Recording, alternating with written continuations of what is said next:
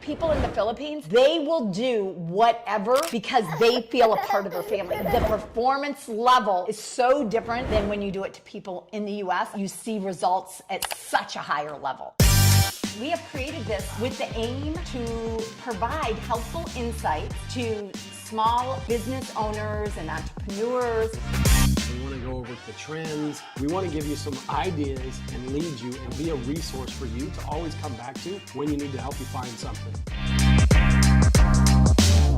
Hey, welcome back. And in this episode, we're going to be talking about how to keep your remote staffing involved with your company culture. So, which is very, very important. They need to feel a sense of being important. And we use people in the Philippines, and they love to be a part of something. And if you treat them as if they're in-house staff and you show how important they are, the outcome of their performance is so much higher, we notice. So the recognition and everything else. So what are a couple things that you say to keep them involved in the company culture? One, they need to be on the meetings. So you have to have scheduled meetings. Like the meetings need to be whatever time it is. If it's 10 a.m. on Tuesday, 9 a.m. on Thursday, whatever your scheduled meeting is, and it's got to be every week. It shows you that they're a part of the company or whatever it is, because that's one of the things I notice with team leaders is when they're like, oh, I don't need to have a meeting. They're doing a good job. And I'm like, that's the worst response, because now that person's like, okay, well, I'm not really a part of the team. It's just I'm a machine that, like my copier, as long as it doesn't break down, it's all good. And so that's why I think meetings are important to do them and schedule them and keep them a part of that. That's a big thing. Number two is trainings. Like you need to continue to do trainings just like you would anybody, yourself, anybody else. You've got to train them because you need them to grow as well. And you want them to see that you're investing in them with it. And then you have a meeting, a quarterly meeting with them, where you're, as the CEO, with all hundreds of virtual assistants we have in our company, you're actually sitting there talking to them. And at the end, there's awards that people get, right? Mm-hmm. Yep. So those are all good. So when you are looking at the company culture and keeping them involved, number one is you want to treat them as if they were in-house. So if you would talk to your in-house employees daily, it can just be over Zoom. Instead of texting them all day, I like actually having calls where they can see you. What's the other thing everybody uses? Slack. Slack. The worst invention known to mankind is Slack, because it stopped communication. I think Slack definitely has its purpose and is very good. Mark doesn't like change, and so he is giving you his opinion, which is fine. I do like Slack, but I don't like it to be all you do is Slack.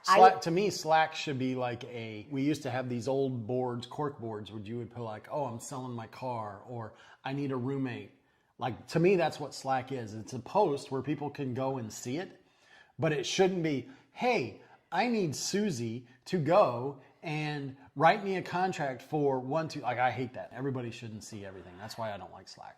So the very first thing that I think you should do is talk to them as if they were in-house. You can either Google Chat, where you can have video, also Zoom. So I like both of those. Usually when they're first starting with your team or you or whatever, you're talking to them every day, twice a day. You're training them on your specific needs. And then I'll talk to people that may do that at the beginning, and then they say, oh, I haven't talked to them in weeks.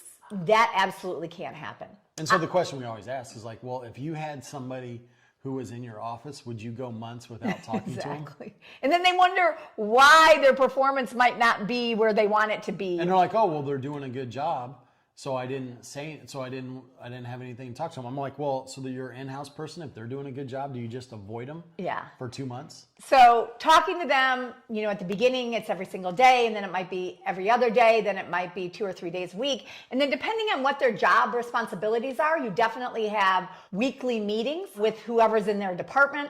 They might be on 1 meeting or 2 meetings or 3 meetings or whatever that is. And that is all in Zoom. Even if you have in-house, you bring them in Zoom. Okay, so that makes them feel a part of the culture. Making sure that you recognize them. So if you have awards going on through your in-house employees, you need them to also be a part of the awards, the recognition at every level. You need to have them be communicate. If you have more than one virtual assistant or remote staffing person, you need to really have them have a sense of culture within themselves as well.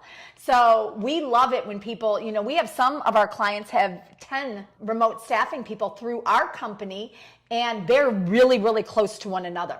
That is really important. We have, for example, Christmas parties. Different parts, so ours are different parts of the Philippines. One part of the Philippines has mountains, so they went ziplining for their Christmas party. Another one has the ocean, so they go and visit crocodiles. But it's get together. Some of them bring their kids. One day karaoke. Yep. And they brought all the people in that area to have different Christmas parties. We have a culture meeting like Mark was talking about. So every quarter now, which I'd never done before, but realized how much they loved it, we now do a culture meeting with the entire company, and you should do that as well and bring them involved in the culture, where they know the vision, they know your core values, they know where the company's headed, how the company's doing. They also are recognized for different awards and things like that. Also newsletters. If you have a newsletter within the company, they should be brought up in the newsletter. Celebrating birthdays. Yeah, celebrating birthdays and holidays. I mean, there's so many different ways. And I'm going to tell you what, I think different countries are probably different, but the Philippines, if you have remote staff from the Philippines, you've got to be doing these things. They love, love, love the recognition. They love to feel a part of something. They work from home. They need this communication. They need this feeling important. So it's so important that you're making them important, and then that they realize what are their responsibilities, what do they need to be doing, what are your expectations for them, and making sure that they're very aware of all of these things. Your culture meeting every quarter should be an hour. Some of it should be training. Some of it should be recognition. And all of these things are so important to make sure that your remote staff feels a part of your company. And this is something that we see is a problem amongst 95% of our clients. Well, it's just not even our clients, just 95% of all. Yeah, but our clients, I'm talking to specifically, let's tell a couple stories. One of our clients has 2 remote staff through us, and she hired one on her own before us. And she has them for their birthdays and stuff like that. She makes really things special. And she brought them together, and she paid for them to meet, to go shopping or whatever else. And I'll tell you what, she has caused a culture within her remote staff that will never be lost because she makes them important. And she said, what would you like? Or, what was important to them? And they were like, oh my God, we'd love to meet each other. So she made that a special event for them over in the Philippines to meet. They will do whatever because they feel a part of her family. That's the other thing, especially people in the Philippines, they want to feel a part of your family. The performance level, I feel, is so different than when you do it to them than when you do it to people in the US. I just feel it. You see results at such a higher level. So you need to make sure that you are bringing a culture into your remote staff and that you are making sure that you are involved with them daily, weekly, monthly. And this is something that I see falls through way too much, and you will see a big difference in performance if you make sure you're doing it. Anything else you want to add? No, I think that's it. I mean, it's just, you've got to treat them like staff, like they're in-person staff.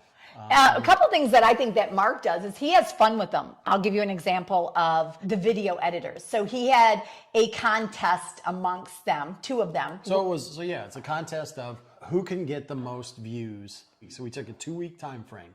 Who can get the most views on YouTube Shorts for all the videos? So it wasn't like this one was, if we add them all up for 2 weeks, winner got $50, loser had to dress in a chicken suit. Originally, we were like, oh, you have to have a chicken suit and you have to wear it all day during there. And I said, but no. Like, nobody's going to see you. I said, so you have to go out and pick it up. And we were trying to get him to go to the school to pick up his kids from school, but he was afraid that he was going to get arrested for they're like, this guy's crazy. So he went outside and he did the chicken dance because he had to do the chicken dance in the street. So he did the street in front of his house. He was in a chicken suit, did the dance. He actually brought his kids in, and he got them costumes. One was Spider-Man and one was, I think, Barbie. And so they were doing the chicken dance too. So cute, as you can see. Another one, you had a contest with him, with one of the guys on our team, and you ended up losing, and you were doing cartwheels on the sand. What was that about? We were at a conference, and there is no way. I said, if we get this many people to inquire about hiring us, because it was a small conference, It wasn't a very big conference. I said, if we get this many, I will literally do a cartwheel on the beach. And we literally hit the number of inquiries like in the first hour. And I had forgotten I had said that. So that night, or the next day, so it was like a 4-day conference, whatever it was, they go, well, where's the cartwheel? And I'm like, what are you talking about? Well, then Mark comes to me and says, hey, you need to go down to the beach with me, because this just happened to be at the beach, this conference. On the ocean, yeah. On the ocean. He goes, and you need to take a video of me doing a cartwheel on the beach. And I'm like, what? Are you kidding me? So I did. I went down there, and he almost killed himself, and he had everybody staring at him, and he did a cartwheel on the beach, and that was funny. But what does this do? This brought so much fun to these guys, and having contests and culture, both of them, because the two that had the contest of who got the most views in the video or whatever, that was fun. And all of us got on a call and watched the chicken dance. So that was like, I don't know, 20 of us were on it. Yeah, the person who won the chicken dance she got $50. Well, she and her partners, they worked together, and so she gave some money to them, and they all went and had fried chicken.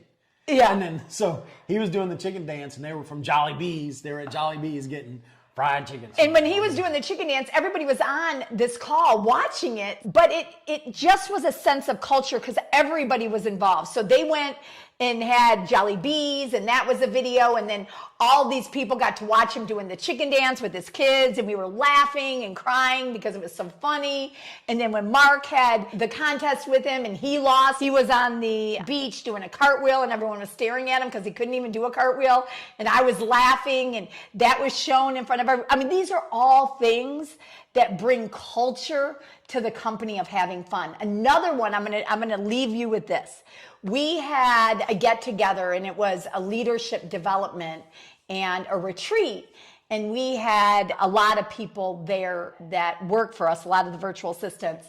And they did a part of the retreat, which they had a lot of fun, and it really built the culture of our company, but also they did a chicken dance for us. So what happened is one of our guys did the chicken dance. He choreographed with the whole staff that they all had to do it. I mean, he got a little frustrated because he said they didn't know how to dance. They all had 2 left feet.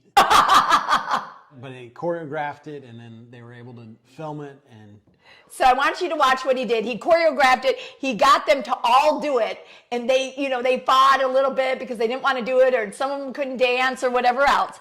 But he did an amazing job. And what this did is they had so much fun, and it brought so much culture to the remote staffing people. So I just want you to come up with some creative ideas on how to make sure that you involve these remote staffing people in your culture daily, and how you can do the same thing. Thanks for joining us today, and hopefully you got a couple tips on how to bring remote staffing culture into your company. See you on the next episode. Bye.